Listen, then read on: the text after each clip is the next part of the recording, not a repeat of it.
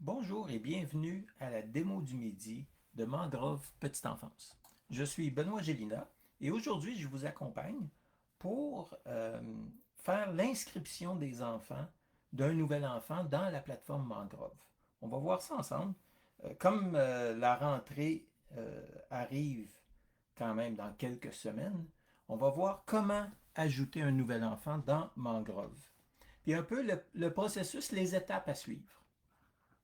Donc, vous avez ici la page des enfants de Mangrove euh, et vous avez à droite complètement le bouton pour ajouter un enfant. Donc, on clique sur le bouton pour ajouter un enfant et là, il y a différentes options. On pourra éventuellement importer tous les enfants à partir de la passerelle du MFA pour ceux qui transmettent leurs données.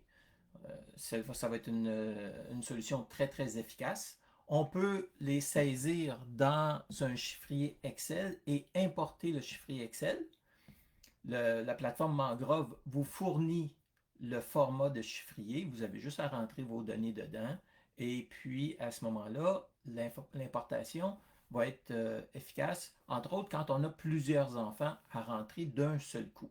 Aujourd'hui, je vais me concentrer sur juste ajouter un enfant manuellement. On va faire un à la fois, mais on va voir le processus jusqu'à ce que le parent se connecte dans Mangrove.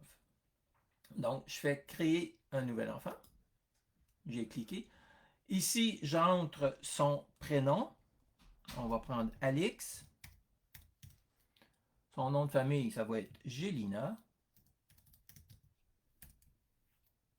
Pardon pour les fautes de frappe. Le sexe est obligatoire, c'est une jeune fille.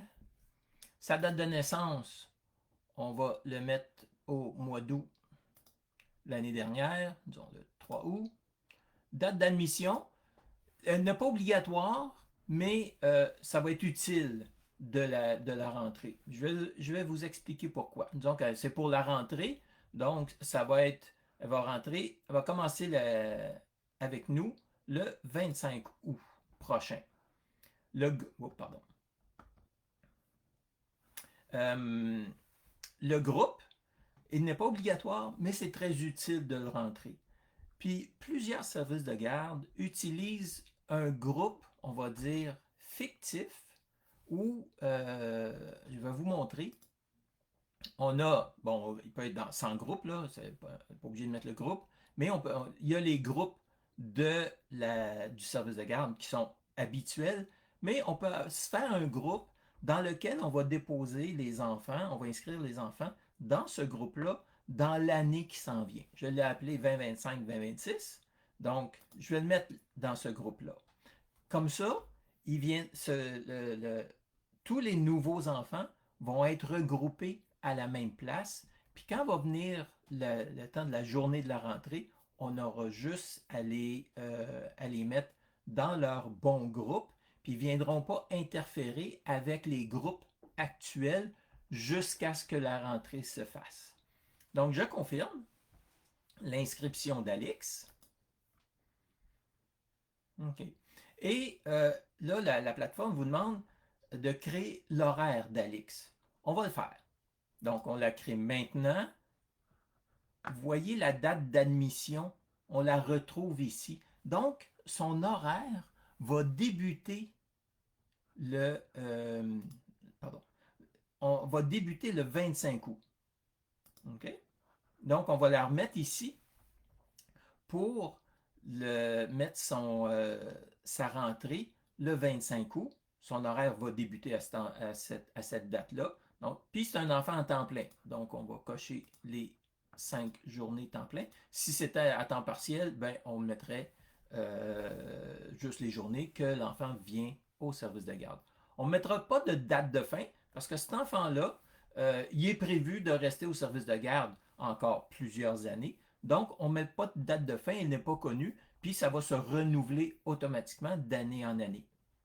Puis, elle est dans le groupe de 2025-2026. On fait OK là-dessus. Donc, on a son horaire, on confirme, et vous voyez que l'enfant va être attendu à partir de la rentrée, des journées de la rentrée. OK?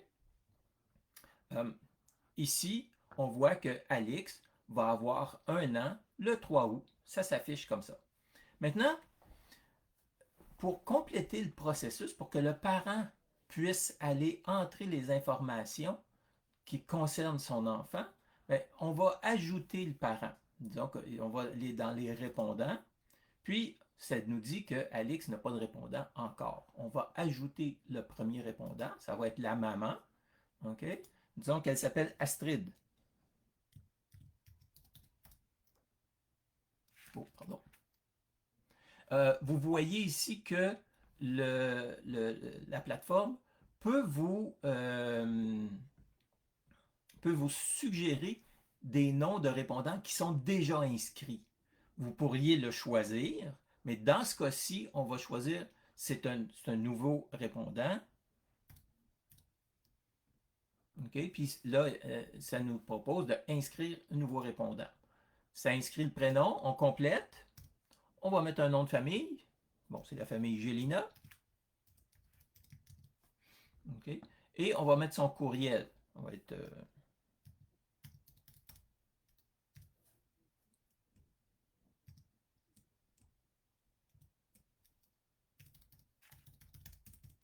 C'est un nom fictif.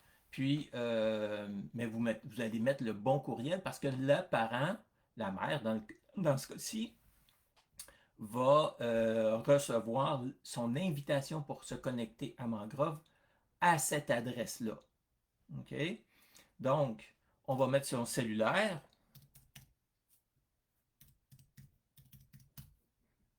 On peut mettre des tirets aussi, là. On peut entrer d'autres numéros de téléphone. On va mettre son adresse. Ça va être important de mettre son adresse. Ici, même chose. Si une adresse existe déjà, elle va vous être proposée. Mais dans ce cas-ci, c'est une nouvelle adresse, une nouvelle famille. Donc, on inscrit une nouvelle adresse. On va mettre le numéro, la rue, on va l'appeler la rue, la ville, on est à Laval, province de Québec, le code postal. Et voilà. Le lien avec l'enfant, il est obligatoire, entre autres pour les interactions avec le ministère de la Famille. Donc, c'est la mère. Puis, par défaut, comme on a mis son adresse courriel, elle va être autorisée à se connecter à Mangrove. Évidemment, elle va être autorisée à venir chercher l'enfant et à contacter en cas d'urgence. Vous pouvez ajuster ça au besoin. Je confirme. Maintenant, la plateforme va vous demander si vous voulez envoyer un courriel de connexion à Astrid, à la maman.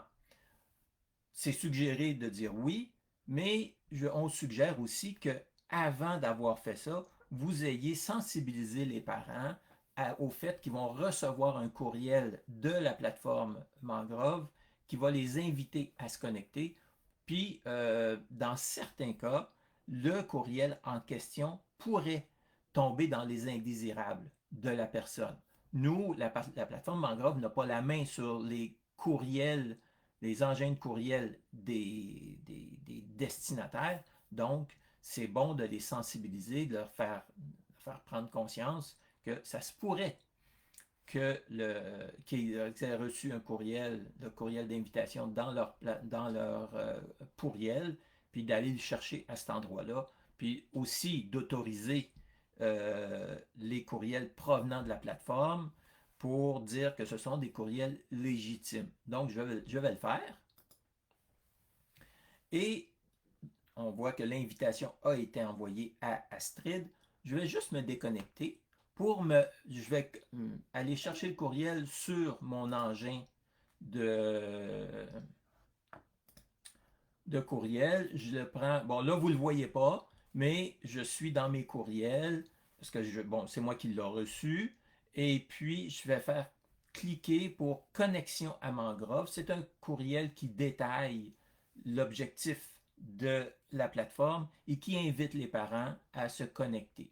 Donc, je vais cliquer sur le bouton dans le courriel et je suis automatiquement basculé sur le, la page qui permet d'initialiser le mot de passe. Cela dit, le courriel, le bouton de connexion à Mangrove a une durée de vie. Si après trop longtemps, ce courriel-là, on appelle ça le jeton qui est dans le courriel, va être expiré, question de sécurité, donc vous devrez réinviter à nouveau la personne. Règle générale, les parents se connectent dans la journée et ça va très bien. Donc, je vais rentrer un mot de passe. Je vais prendre celui-là.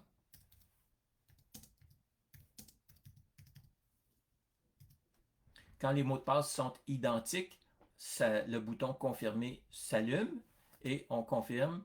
Maintenant, le parent, en l'occurrence la maman, parce que c'est le maman qui est ici, qui est Astrid, est maintenant connectée dans la plateforme Mangrove. La première des choses qu'elle doit faire, c'est signer ou autoriser le consentement pour l'utilisation de ses données personnelles. Dans toute connexion dans Mangrove, que ce soit pour les employés ou les parents, ce consentement-là, c'est la première chose qu'on doit faire. Donc, on lit et c'est marqué par la présence, je, Astrid Gélina, consens que mes renseignements personnels soient recueillis et utilisés par Domaine des Frémousses aux fins d'écrire CO. Bon, on fait. Le consentement, il est inclus dans la plateforme. C'est en lien avec la loi 25 pour se conformer à la fameuse loi 25. Je consens. Donc, bienvenue dans Mangrove Petite Enfance, votre lien privilégié avec votre service de garde. On va passer ça rapidement. OK. Ma plateforme de test, vous n'aurez pas le mode test, évidemment. OK. Et là, voyons maintenant les informations à inscrire pour compléter le dossier de votre enfant. Naviguez jusqu'à la page de ces... D'entrée de jeu, la plateforme vous indique quoi inscrire. Pour les parents, quoi inscrire. On va le voir rapidement.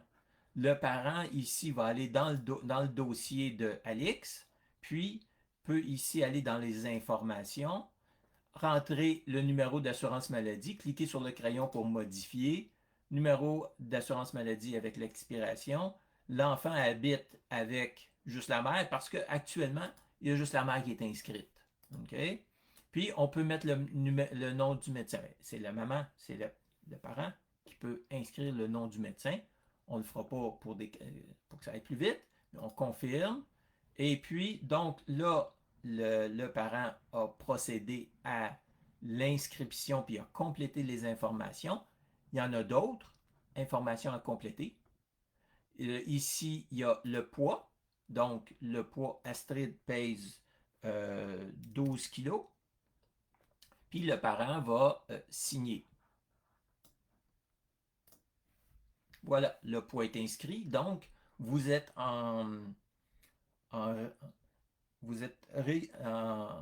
vous respectez la réglementation quant au protocole d'acétaminophène pour que le poids doit être renouvelé à chaque 3 mois. Par la suite, justement, en parlant d'acétaminophène, ben, ce qui reste à faire aussi, c'est de signer les autorisations médicales. En tant que parent, on clique ici pour ajouter l'autorisation parentale. Bon, on va toutes les signer. On confirme. La première des choses, c'est qu'il doit signer le protocole d'acétaminophène. On ne le défilera pas au complet. J'ai lu, je signe le document. OK. On a le protocole de DEET aussi, d'insectifuge. Parce que dans ce cas-ci, le service de garde le fournit. Et après ça, quel parent? Bon, c'est la mère. Elle va signer, confirme. Et voilà, les autorisations médicales et les protocoles ont été signés. Donc, maintenant, le service de garde peut accueillir cet enfant-là et administrer des médicaments le cas échéant. L'autre chose que le parent pourrait faire, c'est inscrire d'autres répondants. Disons qu'elle pourrait inscrire la grand-mère ou le grand-père pour venir chercher l'enfant. Par contre, si c'est le père et qui euh, doit être doit se connecter à la plateforme, le parent peut l'inscrire, mais c'est l'administration du service de garde qui va autoriser le papa à se connecter à Mangrove. Bon, je pense que ça fait le tour pas mal d'une inscription pour un nouvel enfant. Il y a évidemment beaucoup de processus et chaque service de garde peut l'utiliser à sa manière selon sa façon de faire à, à eux. OK? Mais ça fait le tour de cette démo du midi pour l'inscription d'un nouvel enfant dans Mangrove Petite Enfance. Je suis Benoît Gélina et je vous convie pour une autre démo du midi la semaine prochaine. Merci et à très bientôt.